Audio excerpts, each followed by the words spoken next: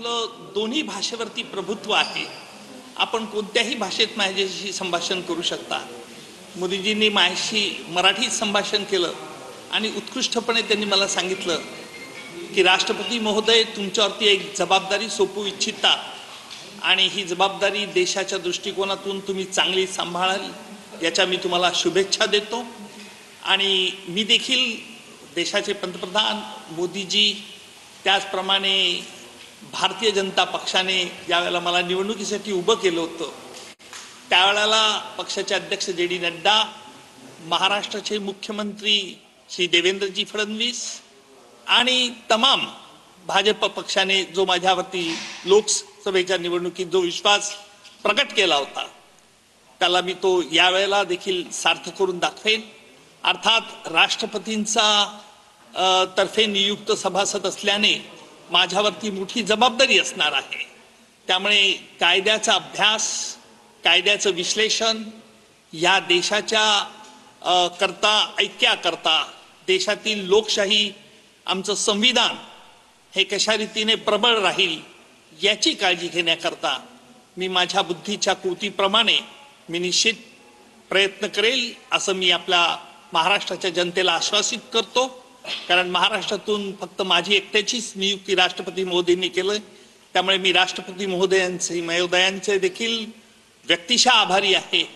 आणि निश्चित मला कल्पना आहे की ही जबाबदारी जरी मोठी असली तरी आपल्या सगळ्यांचे, महाराष्ट्रातील मराठी जनतेचे, इतर भाषिकांचे सगळ्यांचे शुभाशीर्वाद मला मिळतील यात मला शंका नाही।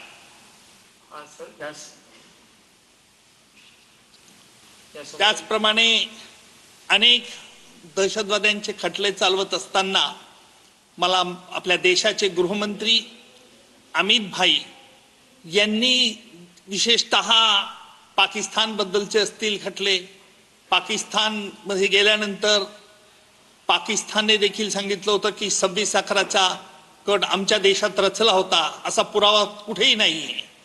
त्याला उत्तर देताना आम्ही डेव्हिड हेडलीची साक्ष घेतली आणि डेव्हिड हेडलीची साक्ष घेण्याकरता या देशाचे गृहमंत्री अमित भाई आणि महाराष्ट्राचे तत्कालीन त्यावेळचे मुख्यमंत्री देखील देवेंद्रजी सध्याचे मुख्यमंत्री यांनी देखील अथक परिश्रम करून ही डेव्हिड हेडलीची साक्ष मी घेऊ शकलो, जेणेकरून पाकिस्तानचा बुरखा आम्ही पाडू शकलो आणि फायनान्शियल ॲक्शन टास्क फोर्सला देखील या बाबतीत पाकिस्तानच्या विरुद्ध कठोर भूमिका घ्यावी लागली हे आपल्याला ज्ञात आहे।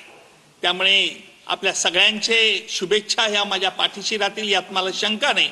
आपल्याला एक विधायक काम करायचं आहे। हा देश हिमालयापासून कन्याकुमारीपर्यंत एकसंघ कसा आहे हे दाखवायचं आहे आणि त्या दृष्टिकोनातून सगळ्यांचे शुभेच्छा मला लागतील यात शंका नाही। तर विशेष जर पाहिलं तर एकंदरीत तुम्ही लढवलेली लोकसभेची निवडणूक आणि त्याच्यानंतर आता लागलेली निवडणूक वातावरण आता समज नाही, लोकसभेची निवडणुकीच्या वेळेला मी तेवढ्यापुरता लोकसभेच्या निवडणुकीत होतो। नंतर मी आपल्याला कल्पना असेल की लोकसभेची निवडणूक ही एका वेगळ्या मुद्द्यावरती लढली गेली, जिथे गैरसमजुती पसरवल्या गेल्या, जिथे गैरसमजुतींना लोक बळी पडले। परिणाम ज्या लोकांच्या लक्षात आलं की आपलं चुकलं, ह्या जो गोबेल्स प्रोपगंडा आहे, जे विशेषतः कसाबनेच्या गोळीने आमच्या या राज्यातील शहीद झालेले शहीदांची हत्या झाली नाही असं सांगण्यापुरता देखील काही राजकीय नेत्यांची मजल गेली होती। हे बघितल्यानंतर लक्षात आलं की गोबेल्स प्रोपगंडा हा काय असतो हा लोकसभेच्या निवडणुकीत मला बघायला मिळाला। परंतु तो गोबेल्सचा प्रोपगंडा देखील उघडं पाडलं असेल तर जनतेने विधानसभेत दाखवून दिलं आमची जनता ही साक्षर आहे। हे काही राजकीय शक्ती विसरतात, त्यांनी तसं विसरू नये एवढंच माझं नम्र सूचना आहे। आता सध्या तुमच्याकडे संतोष देशमुख प्रकरणातल्या केसेस आहेत, सोबतच अनेक केसेस आहेत, मग त्याचं नियोजन कसं असतं आणि तुमचं पुढचं नियोजन याचा मी अभ्यास करेल।